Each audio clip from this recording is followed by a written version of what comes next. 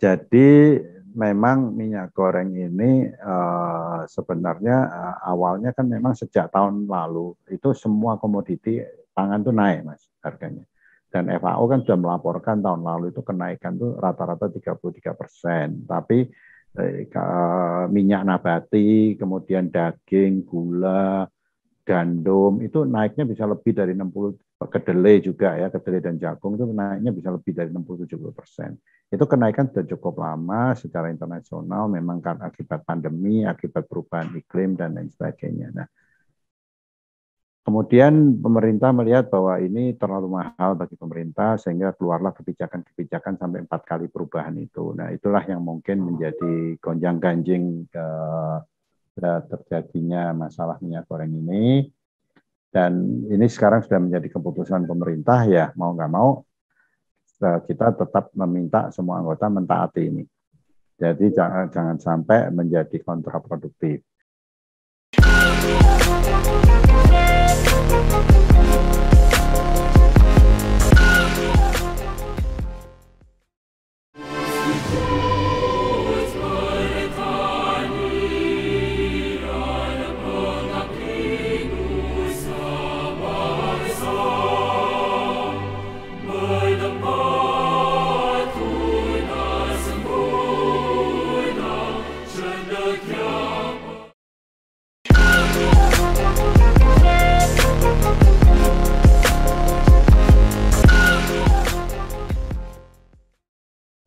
Assalamualaikum warahmatullahi wabarakatuh.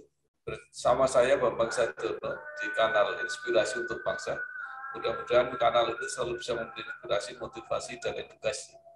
Kami sedang mempersiapkan beberapa video wawancara untuk ikut memberi makna 59 tahun Institut Pertanian Bogor.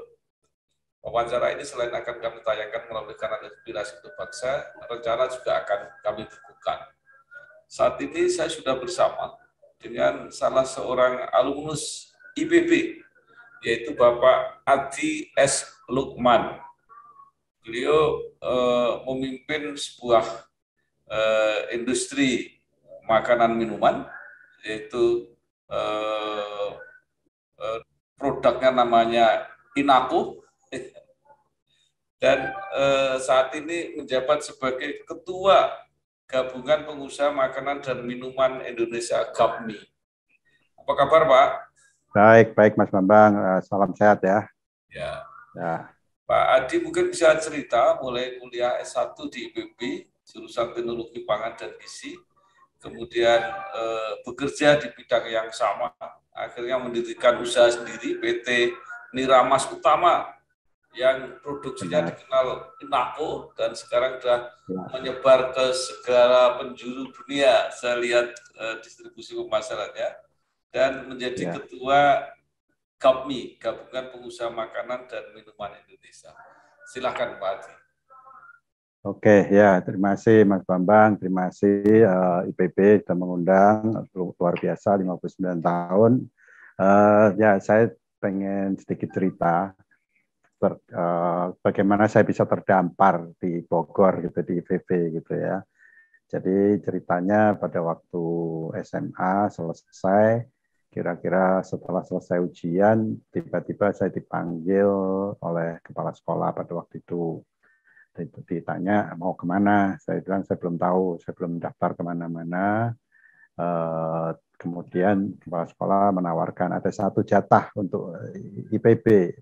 IPB itu apa? Kalau dulu kan belum zaman digital ya, jadi agak sulit informasi. Nah, kemudian saya cek, saya tanya, IPB adalah Institut Pertanian Bogor. Nah, setelah itu memang pada waktu itu saya pengen sekolah ke luar negeri sebenarnya, tapi kebetulan kondisi keluarga lagi sulit sehingga rencana itu dibatalkan, dan saya coba tanya kepada orang tua, kepada paman saya di Jakarta juga, saya tanya gimana. Nah, ternyata ada inspirasi dari orang tua dan paman bahwa pertanian itu adalah masa depan, pangan itu adalah masa depan semuanya. Jadi semakin banyak orang penduduk, semakin bertambah, kebutuhan pangan itu pasti akan menjadi sangat dibutuhkan. Nah, kira-kira dari situ saya terinspirasi, akhirnya saya okekan kepala sekolah, saya berangkat ke Bogor dengan PP2 ya waktu itu ya Mas ya. Nah, PP2, nah Profesor Andi Hakim Nasution almarhum itu yang mempelopori. Di sana saya daftar dan ternyata tidak bayar sepeser pun gitu ya, tidak bayar apa-apa. Ya, saya mau tanya sedikit, Pak Adi waktu itu SMA di mana? Saya SMA di Surabaya. Surabaya. Ya, SMA Surabaya, saya berangkat, kemudian ke rumah paman saya di Jakarta, dan kebetulan paman saya itu sebagai orang tua saya juga, ya saya panggil papa juga, dan diantar saya ke Bogor, didaftar, kemudian tanpa bayar, kemudian dikasih tahu nih uang sekolahnya 24.000 Mas. Pada waktu itu cuma 24.000, kemudian saya cari kos dan dapat kos segala macam, akhirnya saya terdamparlah 4 tahun di sana gitu. Nah, masuk masa TPB 1 tahun, setelah itu penjurusan kan, kalau dulu kan bersama ya, saya kebetulan di kelompok 1, angkatan kita namanya Armada. Nah, kelompok 1, kemudian setelah itu ada penjurusan, saya pilih Fakultas Teknologi Pertanian, ngambil jurusan ITP pada waktu itu. ITP, kemudian setelah masuk ke ITP, ternyata di tengah-tengah namanya berubah menjadi TPG, Teknologi Pangan dan Gizi. Nah, sampai saya lulus dengan gelar sarjana dari Teknologi Pangan dan Gizi Fakultas Teknologi Pertanian IPB. Sekarang nama jurusannya ITP lagi, Ilmu dan Teknologi Pangan. Jadi saya ini masuknya ITP tapi tidak pernah lulus, Mas. Tidak pernah lulus ITP, jadi lulusnya TPG seperti itu. Nah, angkatan 17 itu memang yang tidak ada yang lulus ITP, semua lulus TPG seperti itu. Itulah ceritanya Mas, terdampar di sana dan ternyata sangat perkembangan teknologi pangan itu sangat diminati. Banyak perusahaan-perusahaan pangan yang mencari tenaga kerja dan bahkan berebut pada waktu itu ya. Memang sangat jarang sekali yang perguruan tinggi yang punya teknologi pangan. Sekarang sudah cukup banyak, hampir bahkan sampai ITB, BINUS, apa semua, Bakri, Sahid, semua punya teknologi pangan sekarang. Ciputra pun juga punya teknologi pangan, tidak hanya sekolah perguruan tinggi negeri.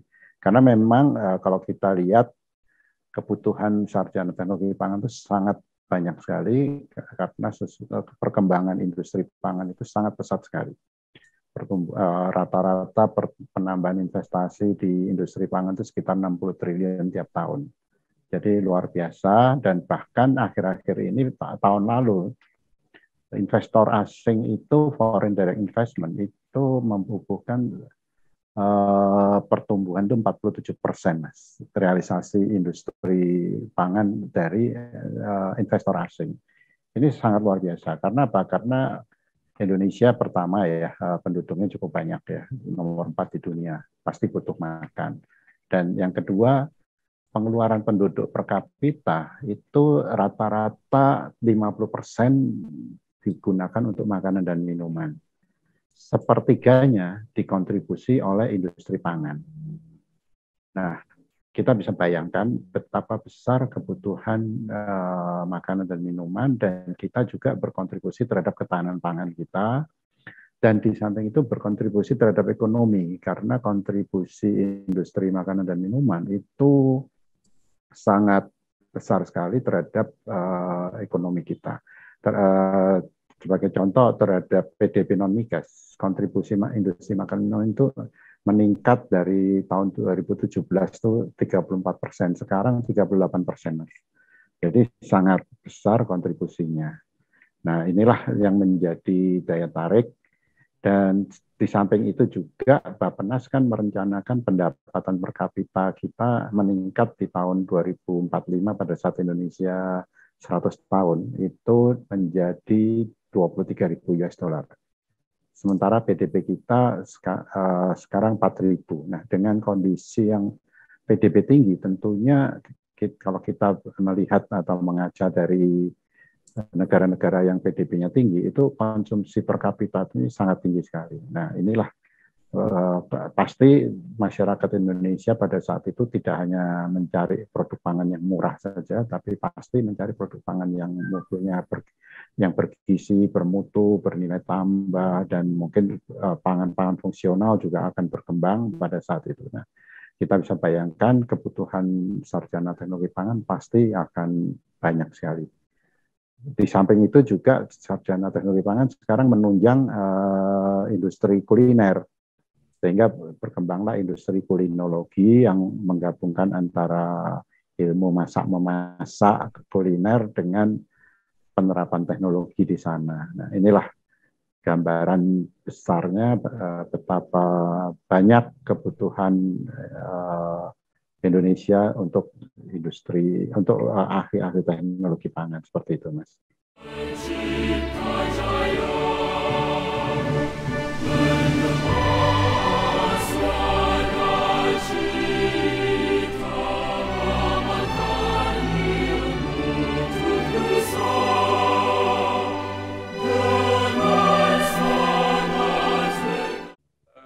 Pak, sebagai gambaran Pak ya, yang industri makanan dan minuman itu ya. Seperti apa petanya itu Pak, artinya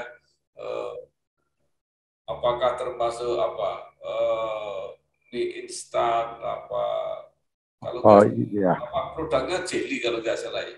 Ya, saya produksi Inaco Jelly, Inaco Nata de Coco, Inaco minuman ayam koko, kemudian ada lidah buaya atau pera ya. Itu varian-varian, juga ada puding ya, Inaco puding. Itu varian-varian yang kita ini. Jadi kalau ceritanya memang saya itu begitu lulus, mungkin saya orang yang konsisten juga. Kan IPB itu terkenalnya institut fleksibel banget gitu ya. Jadi bisa kemana-mana, bahkan tokoh-tokoh perbankan, tokoh-tokoh di luar pertanian itu banyak dari IPB gitu ya. Nah, saya kebetulan yang masih konsisten, sampai sekarang saya masih berkecimpung di industri makanan dan minuman. Jadi 11 tahun saya begitu lulus, saya awalnya saya itu sebagai cup tester coffee cup tester. Jadi mungkin kira-kira 3 bulan sebelum saya lulus itu saya diterima perusahaan, kemudian saya di training di Jepang pada waktu itu di satu perusahaan kopi terbesar di Jepang untuk menjadi cup tester. Nah, kemudian setelah itu saya kembali ke wisuda, kemudian saya kembali ke Indonesia, mulai bekerja di perusahaan itu. Di Dharmala Group pada waktu itu ya. Memang Dharmala Group itu perusahaan trading kopi terbesar di Indonesia pada waktu itu. Dan saya diminta untuk membantu mengembangkan pendirian pabrik kopi pada waktu itu. Nah, karena dari perusahaan trading menjadi perusahaan industri kopi. Nah, mulailah saya di situ dari mengawali sebagai cup tester, QC, kemudian dipindah ke produksi, membantu produksi, kemudian membantu ke marketing, dan sedikit disuruh belajar finance. Akhirnya pimpinan memindahkan saya untuk memegang perusahaan makanan ternak di Solo pada waktu itu. Nah, jadilah saya pindah ke Solo. Nah, ceritanya setelah tetap ilmunya terpakai juga karena itu menyangkut pertanian juga dan pengolahan makanan ternak itu ya, tetap ini. Dan setelah 11 tahun, ada teman di Jakarta yang mengajak saya untuk berdiskusi pada waktu itu mengenai pengembangan industri nata de coco. Karena permintaan nata de coco pada waktu itu sangat luar biasa dari Jepang dan dari Taiwan. Saya diajak diskusi, nah akhirnya saya setuju dan akhirnya ya berdamparlah saya di sini untuk bersama-sama dengan teman-teman untuk bergabung join ya. Kita ada joint venture, ada beberapa orang mengembangkan industri ini bersama-sama dan sampai sekarang ini kira-kira gitu. Jadi setelah 11 tahun sebagai profesional murni, saya akhirnya bergabung bersama-sama ini investasi di Miramas Utama ini dengan produk Inako. Awalnya perusahaan ini tidak punya brand, tapi idenya adalah kalau kita tidak punya brand, kita hanya melayani B2B, itu pasti ketergantungan kita terhadap customer itu sangat tinggi sekali. Begitu customer tidak order, akan kehilangan omset yang luar biasa. Nah, akhirnya kita sama-sama sepakat, kita harus mengembangkan brand, memang jatuh bangun ya. Bangun brand itu tidak murah, sangat mahal sekali, butuh effort yang luar biasa. Dan akhirnya kita bikinlah Inako. Inako itu sebenarnya dari Ina itu Indonesia, Nata de Coco. Jadi Inako Indonesian Nata de Coco sebenarnya seperti itu. Nah, bisa bayangkan Mas, pada waktu profesional sudah sangat enak, kita tidak pernah mikir finansial, kita tidak pernah mikir ini, semua tersedia, mau minta uang berapapun, untuk bayar apapun, selalu siap sedia. Nah, begitu mengelola usaha sendiri, kita bisa bayangkan tiap bulan harus mikir mau bayarnya pakai apa gitu. Itulah tantangan terbesar. Dan dari omset kecil yang pertama kali omset itu per bulan cuma 7,5 juta tahun 95 pada waktu itu. Dengan 7,5 juta kita bisa bayangkan mau bayar gaji pakai apa, mau bayar membentuk profesionalisme di dalam manajemen juga sulit. Akhirnya kita keroyokan. Semua kita kerjakan sama-sama, rame-rame, akhirnya berkembanglah sampai sekarang ini. Kira-kira gitu, Mas, ceritanya. Ya.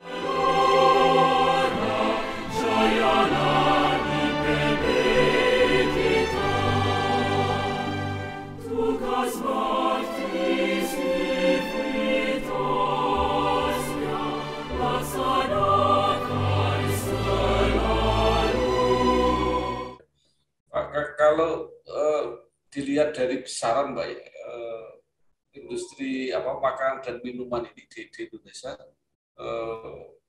yang gambaran yang paling besar seperti apa, Pak? Atau Inako ini di... Oh enggak, gini, kalau rata-rata ya, kalau perusahaan yang terbesar itu memang varian industri makan minuman itu sangat lebar sekali ya. Tapi kalau saya hitung rata-rata per pabrik, bukan per PT ya, per pabrik, itu perkiraan saya sekitar range-nya yang kelas menengah atas ya, itu range-nya sekitar 200 sampai 500 M per pabrik per tahun omsetnya. Ya, tinggal kita kalikan aja berapa pabrik mereka punya ya. Ya, kalau yang terbesar itu tentunya kita tahu Indofood, Mayora, Garuda Food, Nestle, Coca-Cola, Calbee, itu termasuk yang top ranking besar gitu ya. Itu sangat besar sekali. Kalau Inako ini sedang-sedang aja Pak, Mas, menengah ya. Kita memang tidak terlalu agresif ini, tapi konservatif kita ya, konservatif tapi kita tumbuh. Dan sekarang kita sudah punya 4 pabrik seperti itu, Mas. Tapi yang menarik Inako ini kan ekspornya besar, Pak. Ya, awalnya memang tadi saya katakan awalnya itu memang hanya ekspor nata de coco ke Jepang dan Taiwan awalnya. Jadi 100% pada waktu itu. Nah, sejalan dengan perubahan pemikiran bahwa kita harus punya brand sendiri dan melayani konsumen, akhirnya kita lebih fokus bagaimana kita mengembangkan brand itu sendiri dan nilai tambahnya juga pasti lebih tinggi ya kita membangun brand itu. Nah, akhirnya sekarang terbalik, justru lokal bukan lokal, justru yang brand ini jauh lebih tinggi. Ya memang kita lokal memang tetap lebih tinggi sekarang ya dibanding ekspor seperti itu. Nah, jadi karena tadi saya katakan industri makanan minuman di lokal itu pangsa pasarnya masih terus berkembang. Dan yang menarik, Mas, kadang-kadang orang kalau terjun di FMCG ya, FMCG itu fast moving consumer good, itu kadang-kadang takut bersaing ya. Tapi kalau pengalaman saya di FMCG ini semakin ada persaing, itu marketnya semakin cepat berkembang.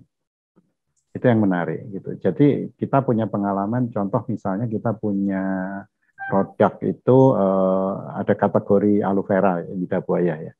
Itu kompetitornya tidak banyak, hanya 1-2 kompetitor. Nah itu marketnya tumbuhnya lambat Mas. Marketnya tumbuhnya lambat sekali. Tapi kita punya produk yang lain, jelly, nata de coco, itu kompetitornya banyak, mulai dari yang besar sampai yang apa kecil di daerah-daerah. Nah, tapi ternyata marketnya itu tumbuhnya lebih cepat gitu.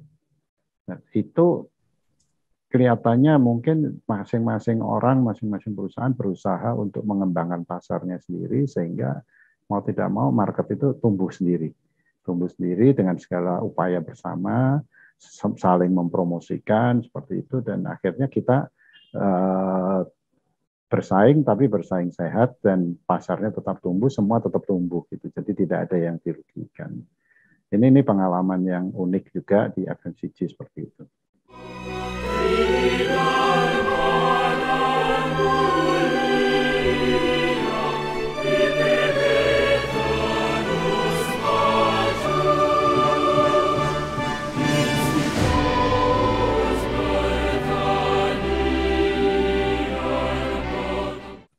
Sekarang kan kelihatannya tren yang ekspor itu makin lama juga makin membesar, Pak ya?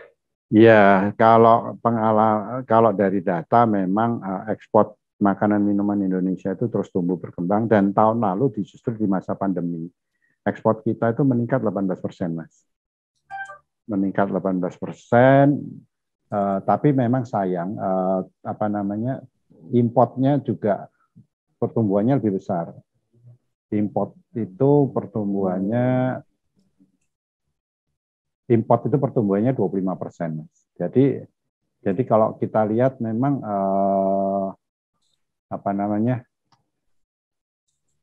ternyata di masa pandemi ekspor import ini masih terus tumbuh dan tidak ada masalah gitu, seperti itu. Ya, kalau yang diimpor dari luar negeri apa Pak? Masih apa itu? Banyak, jadi mulai dari snack, makanan-makanan ringan itu ya, kemudian ada bumbu-bumbuan ya, makanan bumbu-bumbuan, kemudian ada instant noodle, ada instant bihun dan lain sebagainya, ada bahkan biskuit, kopi, teh, apa itu masih ada yang import juga, jam, selai, itu juga ada import, coklat ya, berbagai jenis coklat, candies, itu juga masih banyak yang import juga ya. Jadi memang Indonesia ini menjadi sasaran pasar yang lumayan ditarget oleh perusahaan-perusahaan. Nah, oleh sebab itu kita tantangannya adalah bagaimana kita meningkatkan daya saing kita. Ya, kita tidak bisa menghindari di era global ini, kita tidak mungkin melarang import ya, tapi bagaimana kita harus berupaya supaya industri kita tumbuh dan kompetitif seperti itu. Berarti lebih menarik Pak itu. Berarti substitusi yang bisa disiapkan kan potensinya sangat besar. Oh iya, ya kalau kita bisa meningkatkan daya saing kita, saya yakin kita bisa lebih menang daripada import ya. Apalagi dengan kondisi sekarang, Mas, ini logistik internasional ini sangat berat sekali karena biaya logistik itu naiknya luar biasa. Sejak pandemi kemarin itu kenaikan biaya kontainer dan kapal itu bisa 5-6 kali lipat. Nah, justru inilah kesempatan bagi kita untuk berbenah diri, bagaimana kita bisa meningkatkan daya saing kita, sehingga kita bisa menggantikan produk-produk impor tersebut. Gitu. Produk-produk daging misalnya juga, itu juga banyak yang diimpor juga. Ya, seperti sosis, bakso, kemudian misalnya dimsum ya, kayak snack, kakao, apa segala macam itu banyak sekali yang masih diimpor dari negara-negara tetangga. Mereka memang bisa bersaing karena didorong oleh kebijakan yang lebih longgar, sehingga mereka bisa mendapatkan bahan baku dari berbagai negara dengan harga lebih murah. Saya kasih contoh misalnya gini, Indonesia daging itu masih tergantung dari negara penghasil daging yang cukup mahal dari Australia dan New Zealand. Sumbernya mahal. Sementara Malaysia, Singapura, mereka bisa mengimport berbagai jenis daging dari berbagai negara, termasuk dari India, Brasil, dan lain sebagainya, yang sangat murah sekali. Nah, sehingga mereka bisa mengolah daging itu menjadi produk jadi. Nah, tentunya dengan harga yang lebih murah, produk jadi mereka akan lebih bersaing. Gitu. Itu salah satu dampak kebijakan-kebijakan di tiap-tiap negara, seperti itu.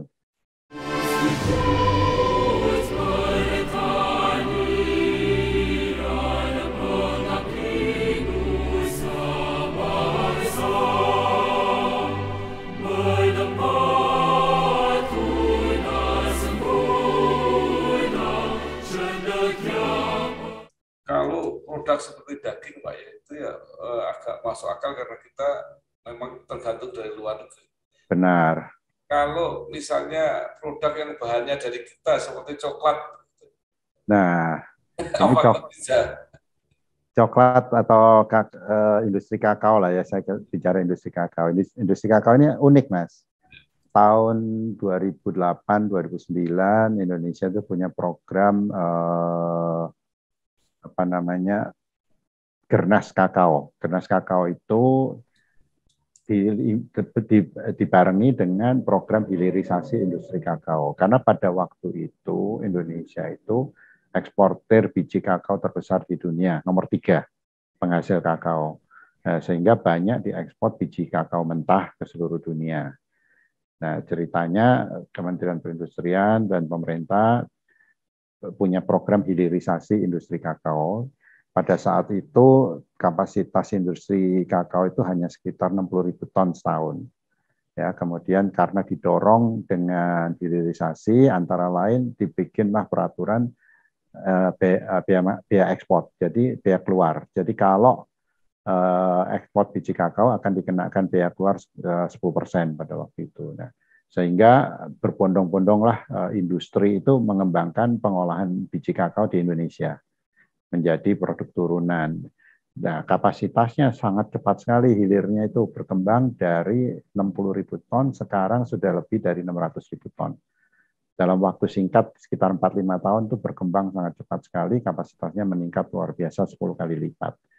Nah, tahun pertama dibarengi dengan Gernas Kakao, di mana Kementerian Pertanian mendukung dengan program revitalisasi di perkebunan kakao rakyat, kemudian dibuat program-program, akhirnya tahun pertama sukses. Tapi tahun kedua terjadi perubahan yang luar biasa, sehingga terjadi Gernas Kakao di stop. Produksi kakao, biji kakaonya terus turun dari tahun ke tahun, sementara industrinya terus meningkat. Nah, akhirnya, Mas, dari kita eksportir biji kakao, sekarang menjadi importir biji kakao. Seperti itu. Nah, ini kan ironis gitu ya. Dan sekarang importnya itu bisa sekitar 300 ribuan ton. Seperti itu. Nah, dengan kondisi ini menjadi pelajaran penting sebenarnya. Kalau pemerintah membuat kebijakan, itu harus terkoordinasi sinkron dari hulu ke hilir. Tidak bisa sepotong-sepotong, sehingga akan menyebabkan ketimpangan dan ujung-ujungnya adalah kita dari eksportir menjadi importir sekarang. Seperti itu. Jadi kita ada import biji kakao, di samping itu kita ada import produk-produk turunannya berupa coklat, candy, dan lain sebagainya. Seperti itu.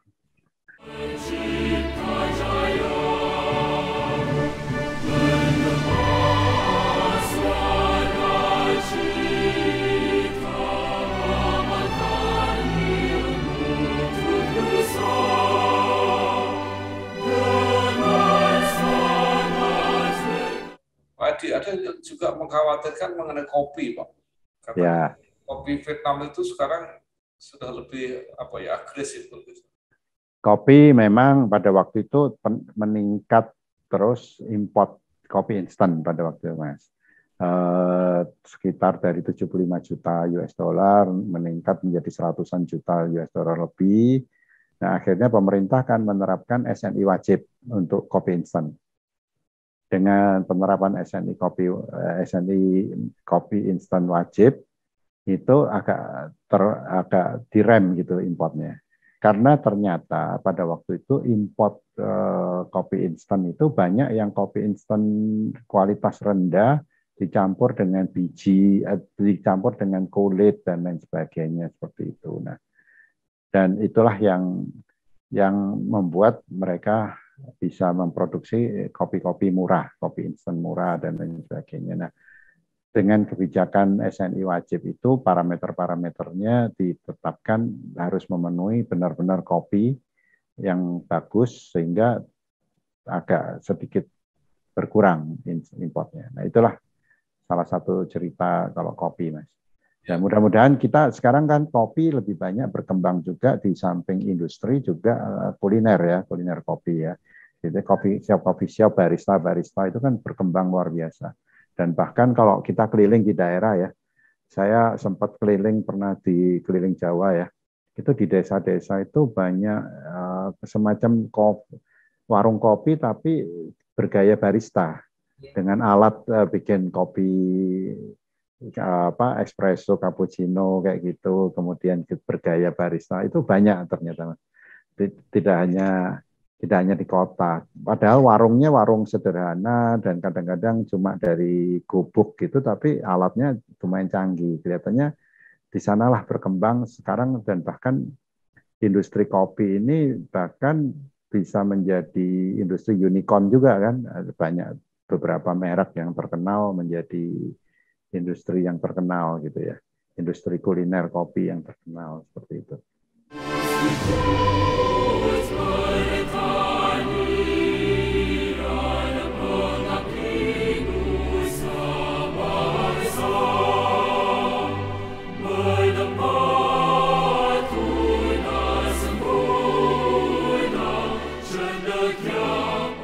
Pak, ini fenomena sertifikasi halal atau label halal. Ya. Itu sebenarnya seperti apa, Pak? Apakah itu membantu atau apa ya? Membuat repot? Maksudnya membantu begini.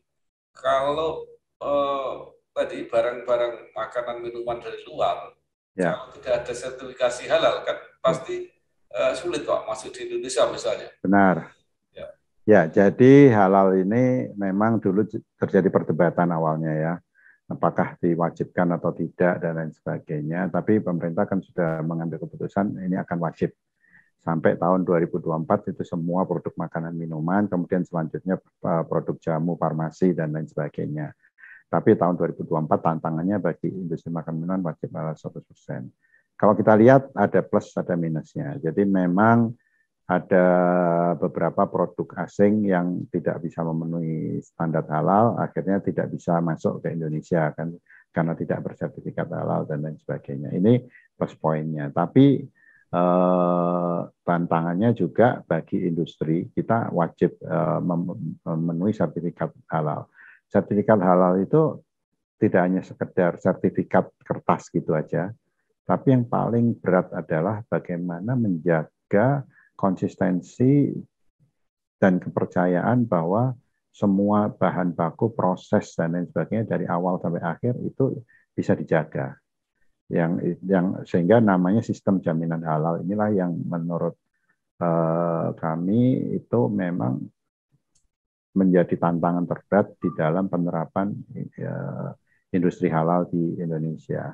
Sehingga pemerintah mengambil jalan tengah, khususnya untuk yang perusahaan kecil rumah tangga, itu diperbolehkan self-declaration kalau memang produknya itu halal, tidak pakai bahan yang aneh-aneh, tidak subhat, ya, semua jelas halal, itu kemudian didampingi oleh pendamping dari institusi yang bergerak di bidang yang mengerti mengenai halal, mereka boleh self-declaration sebelum mereka bersertifikat. Nah, self-declaration ini di Undang-Undang dan Peraturan Pemerintah Nomor 39 diakui sebagai bagian dari kewajiban sertifikasi halal itu. Gitu. Nah, ini sebagai tahapan karena kita itu akan menjadi berat di kewajiban halal karena kalau data BPS, Mas, itu industri kecil rumah tangga, industri kecil pangan rumah tangga itu mencapai 1,7 juta kira-kira.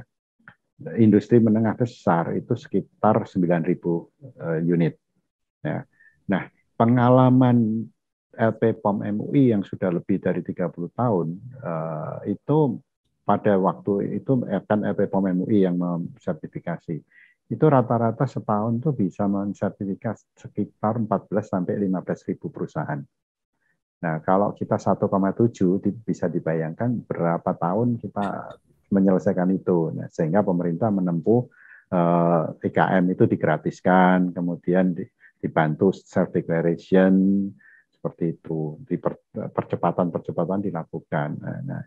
Nah, untuk perusahaan menengah besar tetap harus bersertifikat.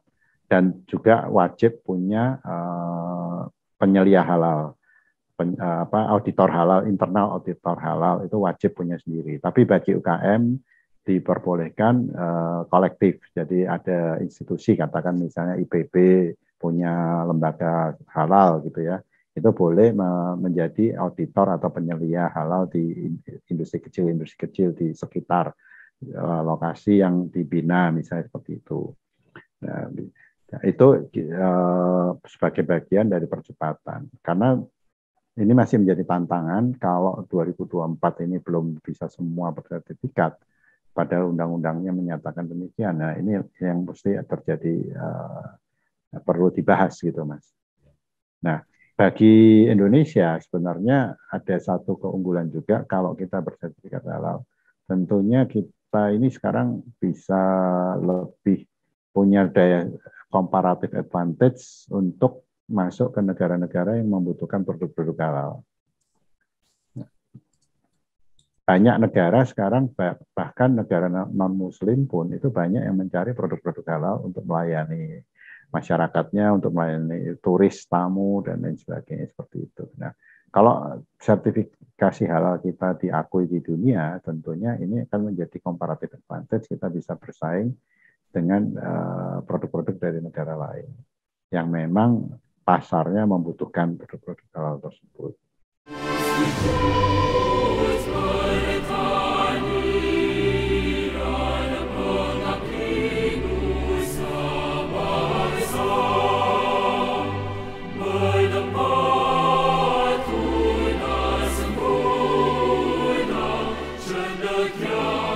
Jadi menarik ya Pak. Jadi, ya.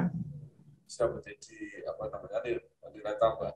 Nah, saya ingin tadi mengulangi lagi bahwa ternyata banyak kebijakan pemerintah yang sangat menentukan di dalam bisnis makanan minuman tadi. Ya, benar. Kemudian tadi disebut coklat, kemudian benar. Kopi. Ya. Pertanyaannya apa yang diperjuangkan GAPMI, Pak? Ya, GAPMI ini asosiasi yang memang menjadi mitra pemerintah di dalam berbagai hal, termasuk bagaimana kita mendiskusikan regulasi-regulasi yang ada. Ya, dan kita menjadi partner pemerintah dalam membahas tersebut, dan kita bersyukur, beruntung GAPMI ini selalu diundang oleh pemerintah dalam pembahasan-pembahasan regulasi terkait dengan industri makanan dan minuman.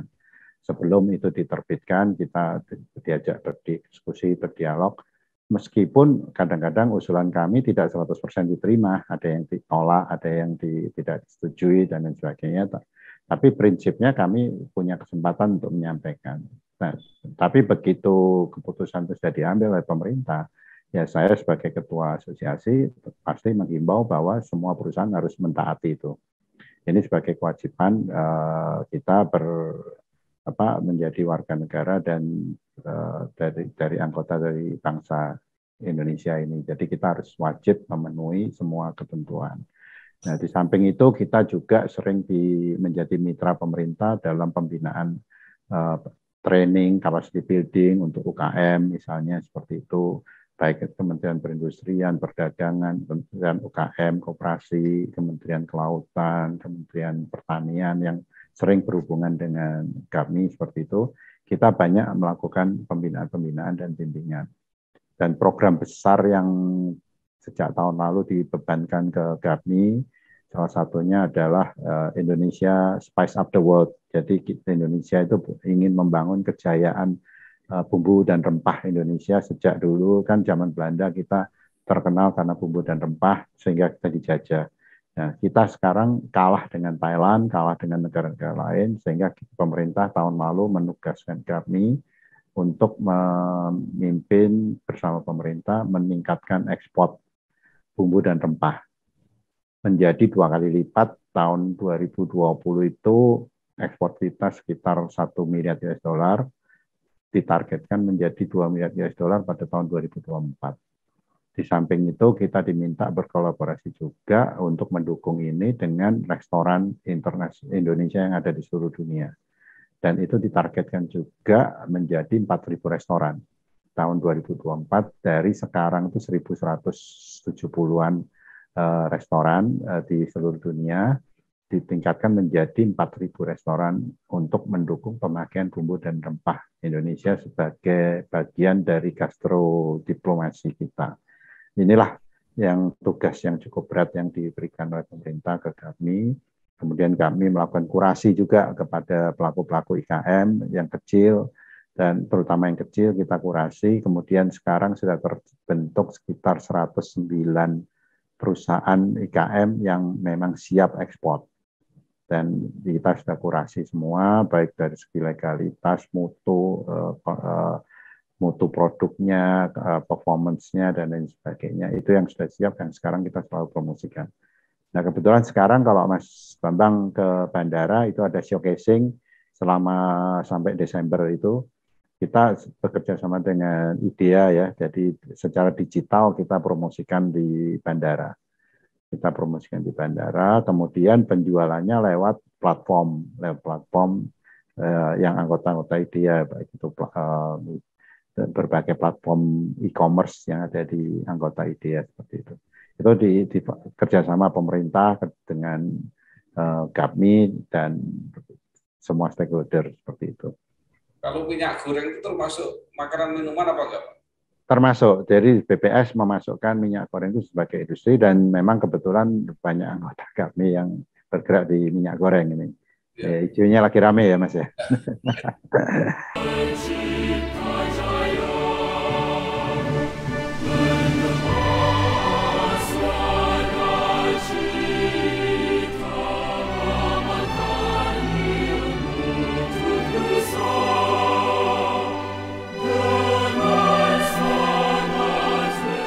Kalau dari sudut industri, apa ini sebenarnya masalahnya itu?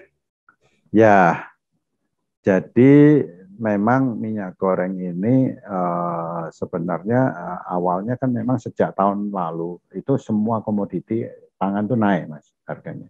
Dan FAO kan sudah melaporkan tahun lalu itu kenaikan tuh rata-rata 33%. Tapi minyak nabati, kemudian daging, gula, gandum itu naiknya bisa lebih dari 60, kedelai juga ya, kedelai dan jagung itu naiknya bisa lebih dari 60-70%. Itu kenaikan sudah cukup lama secara internasional, memang karena akibat pandemi, akibat perubahan iklim dan lain sebagainya. Nah, kemudian pemerintah melihat bahwa ini terlalu mahal bagi pemerintah sehingga keluarlah kebijakan-kebijakan sampai 4 kali perubahan itu. Nah, itulah yang mungkin menjadi gonjang-ganjing terjadinya masalah minyak goreng ini, dan ini sekarang sudah menjadi keputusan pemerintah ya, mau nggak mau kita tetap meminta semua anggota mentaati ini. Jadi jangan sampai menjadi kontraproduktif.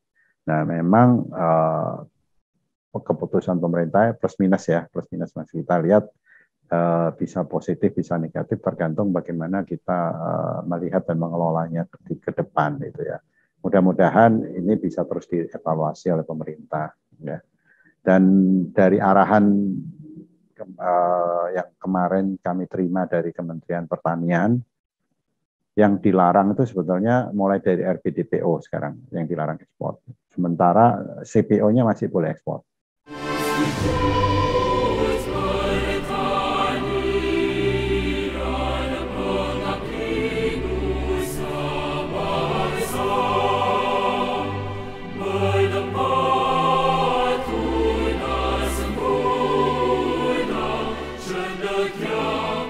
Dengan kebijakan itu, Pak ya, pertanyaannya orang banyak itu, seberapa jauh bisa menurunkan harga? Ya, kalau kita lihat dengan larangan ekspor RBDPO dan lain sebagainya, tentunya ketersediaan akan banjir ya.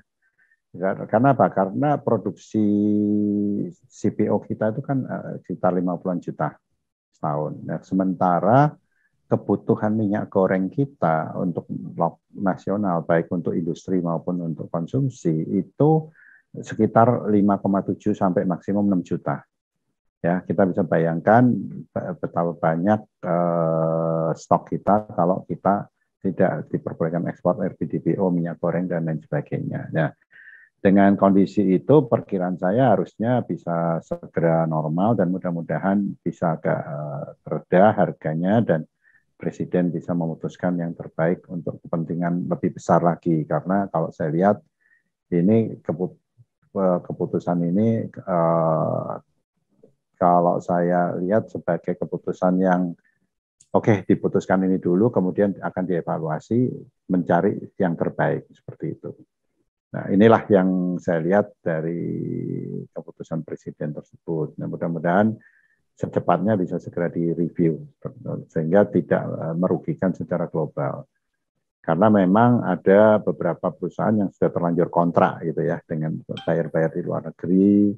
Kemudian ada yang sudah memproduksinya juga untuk kebutuhan permintaan di luar negeri seperti itu, dan speknya juga disesuaikan dengan kebutuhan-kebutuhan bayarnya di luar negeri. Nah, tentunya kalau dilempar ke lokal pun juga belum tentu cocok seperti itu. Karena industri makanan minuman yang pengguna minyak goreng itu juga masing-masing industri itu punya spek masing-masing, Mas. Jadi ada yang minta speknya A, spek B, spek C seperti itu. Nah, inilah yang uniknya di industri minyak goreng seperti itu.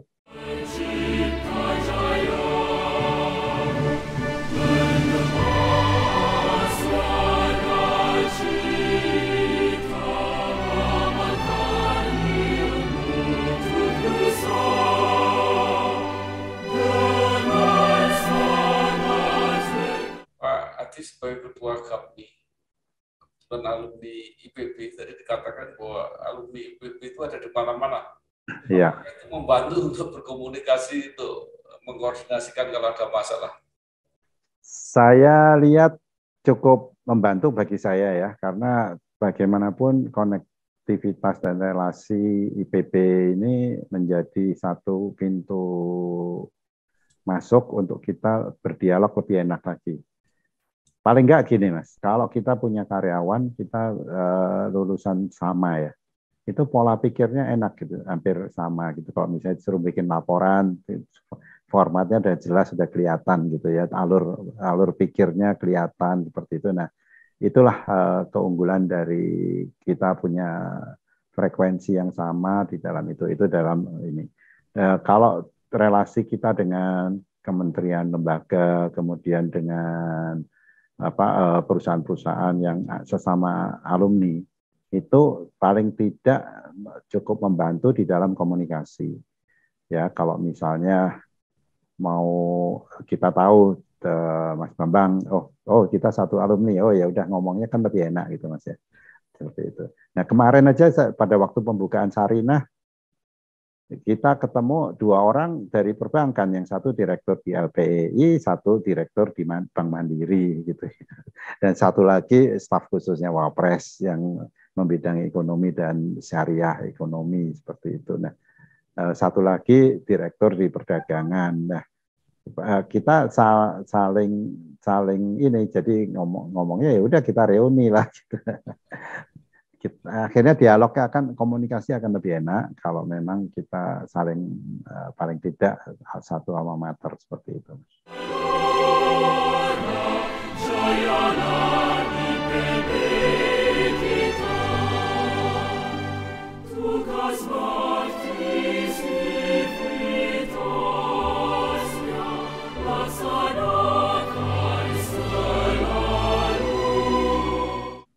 Di IPB kan akan berubah menjadi universitas, artinya ya, umum. Ya. Plus minusnya kalau menjadi universitas. Ya, kalau saya sih open mind ya. Jadi saya lihat sekarang perkembangan sangat luar biasa dan kita tidak tahu ke depan itu akan berkembang kemana.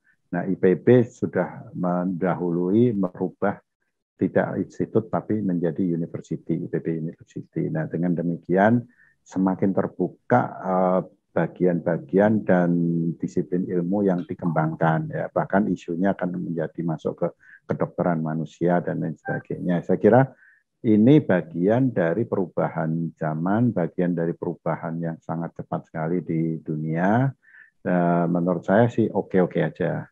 Apalagi sekarang Mas, di ITB, di banyak perguruan tinggi itu sekarang sudah membangun misalnya teknologi pangan itu sudah dibangun di mana-mana karena memang kebutuhan gitu ya, sehingga berlomba-lomba yang tadinya perguruan tinggi berbasis untuk komputer ya, untuk IT ya, information technology, sekarang tiba-tiba punya teknologi pangan.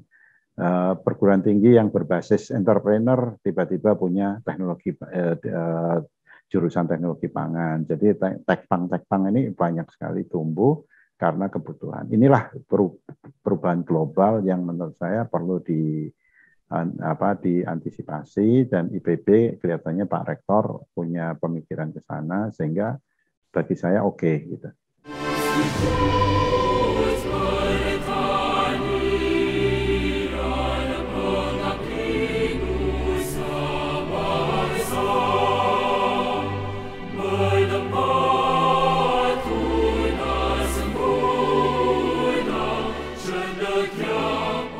Baik Pak, terakhir Pak Adi, dengan berbagai pengalaman Bapak ini, apa yang disarankan kepada para mahasiswa? Karena ini kan perubahan-perubahan sudah luar biasa. Ya, pertama bagi para mahasiswa, saya ingin menyarankan bahwa manfaatkanlah kesempatan-kesempatan yang cukup banyak ya. Sekarang ini banyak sekali kesempatan-kesempatan yang bisa diraih oleh para mahasiswa, tidak hanya untuk mencari kerja, tapi bagaimana bisa menciptakan kerja. Karena kita bisa bayangkan lulusan kita akan semakin banyak. Kalau semua akan mencari kerja, tentunya akan menjadi bumerang ke depan, akan sulit mencari kerja karena pertumbuhan mahasiswa lulusan ini dengan kesempatan kerja akan semakin timpang. Tapi kalau mahasiswa kita punya bekal dan tekad untuk menciptakan peluang-peluang kerja, menjadi entrepreneur, tentunya ini akan mempercepat pertumbuhan ekonomi, mempercepat penciptaan lapangan kerja, dan ujung-ujungnya kita akan lebih bermanfaat. Jadi ada memang orang yang mencari kerja memang kemampuannya tidak ini, tapi saya dorong semakin banyak orang yang bisa terjun sendiri menciptakan lapangan kerja. Kemudian yang kedua tentunya saya berharap bahwa lulusan IPB ini lebih open mind untuk pembangunan di Indonesia ini supaya bisa menjaga NKRI kita lebih tetap utuh dan mendorong pertumbuhan ekonomi kita untuk menyiapkan Indonesia lebih baik lagi. Karena dengan demikian kita akan menjadi bagian dari pertumbuhan Indonesia untuk Indonesia lebih maju lagi. Jadi mungkin itu Mas, pesan saya supaya IPB ini lulusannya akan semakin diperhitungkan di baik nasional maupun internasional. Terima kasih sekali Pak Adi S. Lukman, Ketua Umum Gabungan Pengusaha Makanan dan Minuman Indonesia. Banyak sekali yang sudah disampaikan, mudah-mudahan menjadi inspirasi dan motivasi kita semua, khususnya kalangan generasi muda. Sukses Pak, terima kasih. Terima kasih Mas Bambang, ya, sukses semuanya, salam sehat. Terima kasih, wassalamualaikum warahmatullahi wabarakatuh. Waalaikumsalam.